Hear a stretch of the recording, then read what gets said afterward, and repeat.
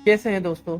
मैं हूं नवाज खान और आप देख रहे हैं मेरा यूट्यूब चैनल सामिर खान व्लॉग। दोस्तों, 7 अक्टूबर 2023 को इसराइल में साकुत हॉलीडे था। साकुत हॉलीडे को इसराइल में चेक साकुत भी कहा जाता है।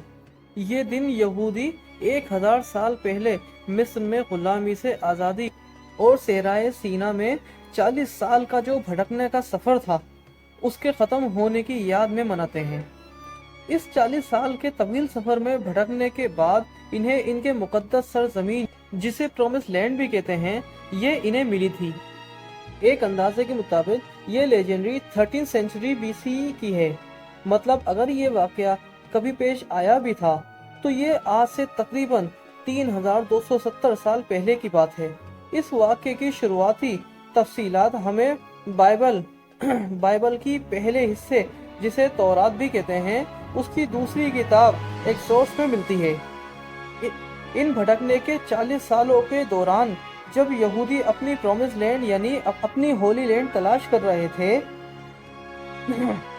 तो सहरा में खेमे लगाकर रहते थे, मिलकर पकाते खाते थे और इनका सफर गर्दिश में रहता था। लेकिन जब इनको इनकी प्रॉमिस लैंड मिल गई तो इनकी ईद हो गई। बस इसी ईद के खुशी में यानी तलाश करने की खुशी में ये फेस्टिवल मनाते हैं, जिसे अरबी और उर्दू में ईद उल रश या ईद उल क़याम भी कहते हैं। क़याम यानी बहुत से खेमे लगाना। इनकी याद में यहूदी ये कहते हैं कि घर के सहन में ही खेमा लगा लेते हैं और इसकी याद ताज़ा करते हैं।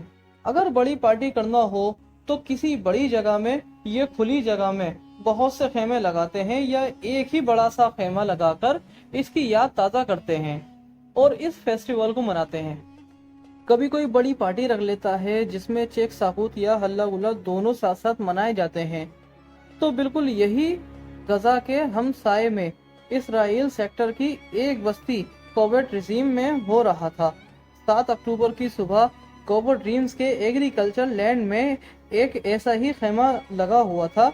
इस खेमे में एक म्यूजिक पार्टी के साथ साथ फेस्टिवल हो रहा था जो पहले से तयशुदा था। इस फेस्टिवल में बहुत से लड़के लड़कियां रात से मौजूद थे और तकरीबन सुबह के रोज इन्हें ये खेमे हटा लेने थे, क्योंकि इस फेस्टिवल के मुताबिक ये इसका आखिरी दिन था। तो ये नौजवान लोग अपनी फोटो भी सोशल मीडिया पे अपलोड कर रहे थे कि वो कैसे पार्टी कर रहे हैं। मतलब ये जानकारी सबको थी कि ये कितने लोग हैं, कैसे पार्टी कर रहे हैं। 7 अक्टूबर 2023 को सुबह के वक्त क्या हुआ कि सुबह 6-7 बजे के करीब गाजा और इसराइल के बॉर्डर पर इसराइल ने एक बाड़ लगाई थी, जिसे हटाने के लिए एक बुलडोजर आया। ये दीवार दोस्तों एक आरसी जंगबंदी लाइन थी, लेकिन इसराइल इसे एक बॉर्डर की तरह ही ट्रीट करता था और इसे लगाकर इसने गाजा का इसने बरसों से ब्लॉकेट किया हुआ था। तो बुलडोजर ने इसे तोड़ मरोड़ कर ब्लॉकेट को रास्ता बना दिया। जो दीवार का हिस्सा गिर ना सका वो इसने उठा लिया ताकि वापसी में कोई रुकावट ना रहे।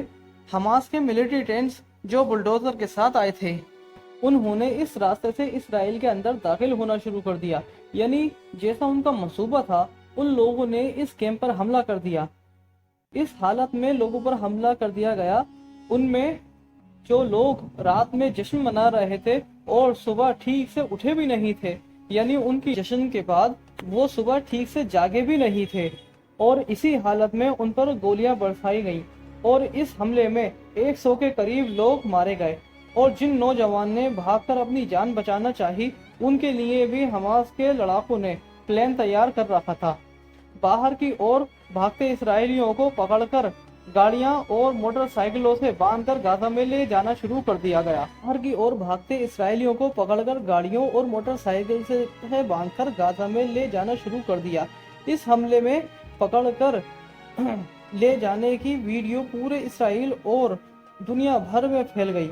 9 बजे के करीब पूरे इसराइल की मिलिट्री और उसकी खुफिया एजेंसी को इस बात का पता चला कि हमास ने हमला कर दिया है। यानी गाजा में हमास ने इसराइल पर अल अक्सा फ्लड नाम का ऑपरेशन चला दिया था। ये ऑपरेशन इतना खुफिया और बड़े स्केल पर था कि इसराइल खुफिया एजेंसी को इसके बारे में बिल्कुल भी भनक तक नहीं पड़ी।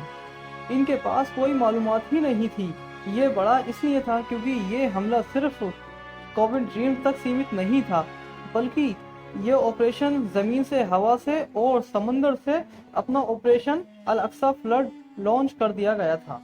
دوستو، اس الاقصی فلڈ نام کے آپریشن میں حماس کے ساتھ جو فلسطین کی آزادی کے جو اسلامی تنظیم کے فائٹر تھے، وہ بھی اسرائیل کنٹرول والے ان علاقوں میں گھس کر، یا یہ فائٹر جو سینکڑوں کی تعداد میں تھے، صحیح میں کتنے تھے یہ نہیں پتا لیکن سینکڑوں میں تھے، یہ فائٹر اپنی پلاننگ کے ساتھ اسرائیل بارڈرز کے قریب جو چھوٹی چھوٹی 22 بستیاں ہیں ان میں گھس گئے تھے۔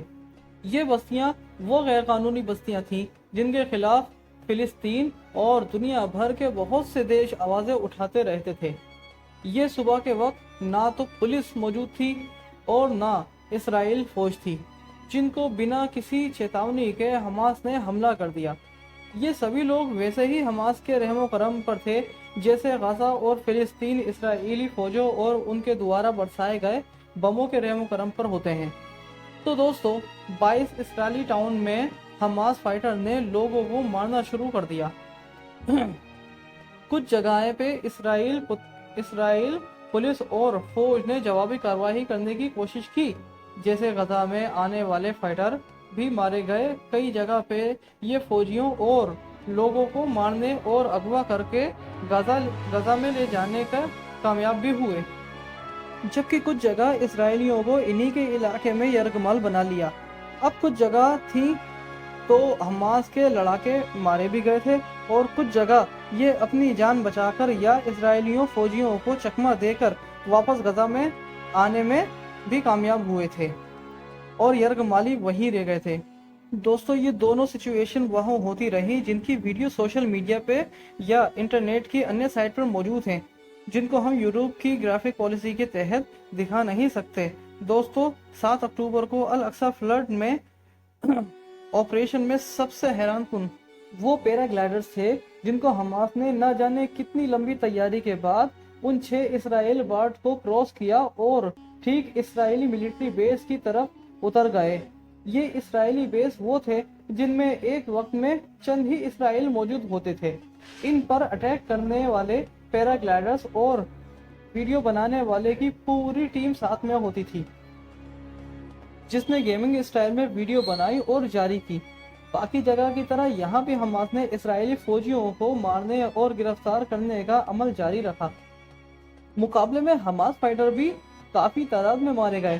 کچھ ویڈیو میں دوستوں نظر آتا ہے کہ اسرائیلی فوجی ٹینکوں میں چھپے گئے تو حماس کے فائٹر نے انہیں ٹینکوں کے اندر سے باہر نکالا اور انہی کی گاڑیوں میں ڈال کر انہیں غزہ میں منتقل کر دیا گیا۔ ان ملٹری آپریشن میں دوستوں حماس نے درجنوں گاڑیاں جلا دی اور بہت سی گاڑیوں کو وہ اپنے ساتھ غزہ میں لے گئے۔ مائی کیورس فالوز، یہ گاڑیاں جو تصویر میں نظر آ رہی ہیں دوستوں، ان کی کئی ویڈیو اور پکچرز موجود ہیں۔ دوستوں، اس حملے میں جو ایک نئی بات سامنے آئی وہ یہ ہے کہ حماس نے پہلی بار ڈرونز کے ساتھ حملہ کیا تھا۔ نہ صرف حملہ کیا بلکہ ان کی ویڈیو بھی بنائی گئی۔ ایسے ہی غزہ کے حملوں سے تباہ ہونے والے ٹینکوں کے ساتھ بہت سے نوجوان فوٹو شوٹ بھی کر رہے ہیں، سیلفی لے رہے ہیں۔ دوستو، زمینی اور ہوائی حملوں کے ساتھ یہ حماس نے تیسرا حملہ سمندری سے کیا تھا۔ اس کے فوٹو اور ویڈیو بھی موجود ہیں جس سے وہ اسرائیلی ساحلی علاقوں اور اشقون شہر کی طرف آئے تھے۔ یہاں بھی رات سے پارٹی جاری تھی لیکن یہاں سے زیادہ ڈیٹیل سامنے نہیں آئی ہے ابھی۔ دوستو، یہ حملہ اتنا خطرناک تھا، اتنا خوفناک تھا کہ کہنے والے اسے 1973 کے بعد یہ سب سے بڑا حملہ جو اسرائیل پہ کیا گیا ہے حماس کی طرف سے، اس کو کہہ رہے ہیں۔ دوستو، 7 اکتوبر 2023 کو صبح کے وقت شروع ہونے والے حملے میں رات تک تقریباً 900 لوگ جو اسرائیل کے مارے جا چکے ہیں اور 500 سے زیادہ حماس کے لڑاکے مارے جا چکے ہیں، ان کی خبر سامنے آئی ہے، جبکہ یہ تعداد ابھی بھی جاری ہے اور یہ جنگ ابھی بھی جاری ہے، جس کی ڈیٹیل بوقت ہم آپ کو دیتے رہیں گے۔ تب تک کے لیے مجھے دیجیے اجازت، آپ کا دوست نواز خان۔